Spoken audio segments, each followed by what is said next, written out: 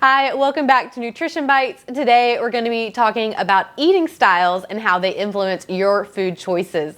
We're going to discuss 4 common eating styles, how they contribute to your mealtime choices. We're also going to look at some tips on how to stay healthy throughout the upcoming holiday season.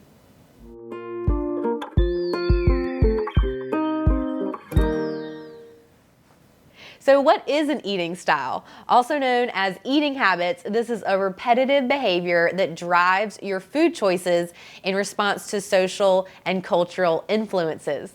Now, being aware of your eating style can help you to identify which behaviors are helping or hindering your goals, and also allows us to implement a plan on how to use your eating style to work in your favor.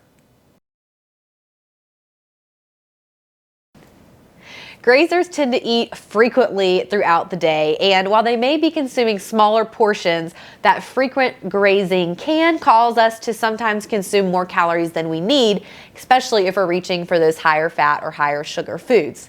Now, for grazing eating style, a lot of times this happens from boredom or just eating when preoccupied. Sometimes it's also because we're not choosing foods that are keeping us full and satisfied.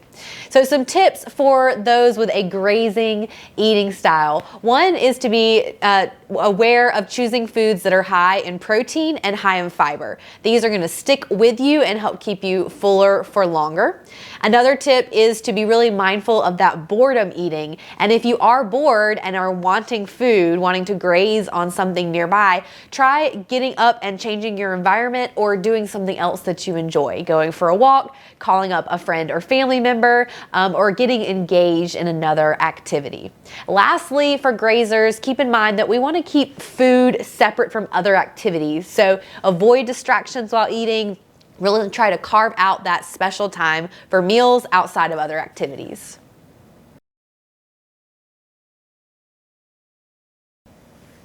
The holidays can trigger many different emotions, ranging from negative to positive feelings. Now, emotional eaters often eat in response to different emotions as a way to distract from uncomfortable feelings or even to celebrate something that is a happy occasion. Emotional eaters often eat in response to triggers that are not related to hunger, and so they may identify themselves as stress eaters or someone that eats when they're sad or lonely, or again, to eat just because they're happy or because they want a little pick-me-up or a reason to experience some pleasure during the day. So some tips for emotional eaters. This eating style is pretty complex because there are so many different reasons that we may be eating outside of those hunger cues. So really identifying which emotions trigger that emotional eating response and taking some time to put work into identifying ways to manage that underlying emotion. So that may mean working on some stress management techniques so that you find yourself stress eating less often. Another tip for emotional eaters is to try and have balanced meals throughout the day to really help balance your appetite. Often later in the day is when our appetite catches up with us, and it's also when our willpower reserves are the lowest. And so we give into those food temptations or food cravings much easier when we're dealing with complicated emotions later in the day. So balance meals early on, and what we choose to eat at our meals or during our snacks can make a big difference as well. So definitely highly processed foods can really make us feel sluggish or even bad about ourselves if we feel like we made a poor food decision, and that can keep us in that cycle of emotional eating. So really trying to choose more wholesome, natural foods that are going to fuel our body well, give us that sustained energy, and also help boost our mood.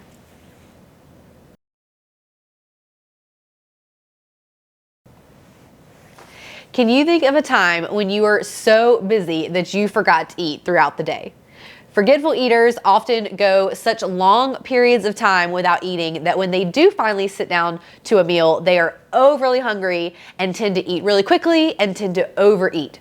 So forgetful eaters often describe themselves as being very busy, very distracted, or just not really ever having time to plan ahead for their meals and snacks. So some tips for forgetful eaters. First of all, stay in control of what you can be in control of, which is when and what you are going to eat.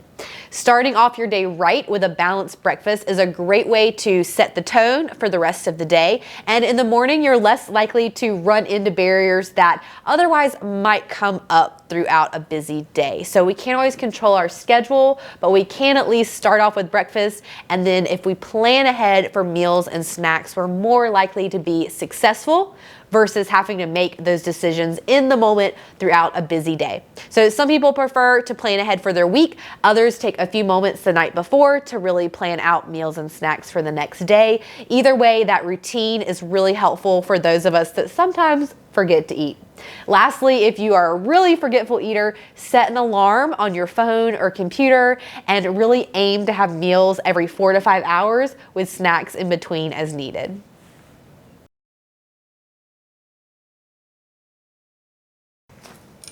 As you become aware of your eating habits and behaviors, the ultimate goal is to become a more mindful eater. Mindful eating helps us form a more healthy relationship with food by eating for both pleasure and nourishment. So gift your body with the choice of healthy, mindful eating this holiday season and beyond so that you can really improve longevity and long-term health outcomes. Mindful eating is really helpful in getting us out of unhealthy eating cycles and behaviors, really puts us more in control of some of our health outcomes, and keeps us more in tune with our body. It really helps us listen in to those hunger and fullness signals and allows us to really enjoy our meals and get the most satisfaction out of those experiences. So some tips for mindful eating. One is to eat slowly, really to slow down throughout your meal. Set your fork down, take a sip of water, have pleasant conversation, just to really make it an experience. We also want to avoid outside distractions, so putting away our phones and tablets, turning off the TV so that we can completely focus in on the sensations of eating and enjoying our food.